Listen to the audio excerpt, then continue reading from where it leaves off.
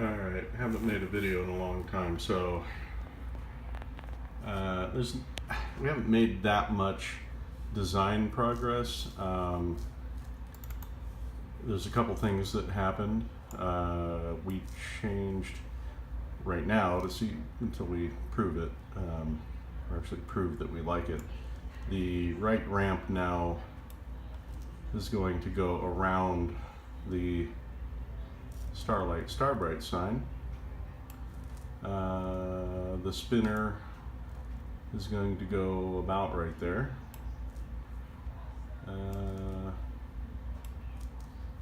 This, let me see. I think this spot right here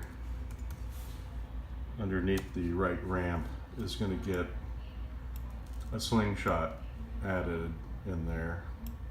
I'm going to have to manually cut that in because we didn't have that on this version when we had the new playfields machine, so that'll be a manual routing job. And then this thing right here, this drop target that was here, I'm going to end up blocking that off.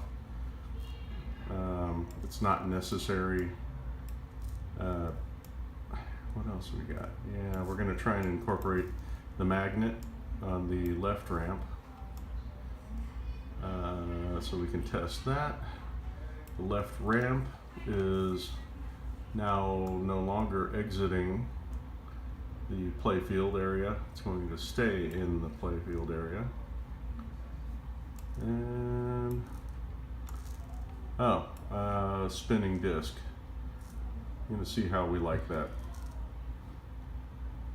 So anyway, there'll be some cool stuff coming up. Just had the mold started printing tonight when I left work for the rubber bumpers, the silicone bumpers. The intent is to run lighting inside of these and down through the playfield so these will glow.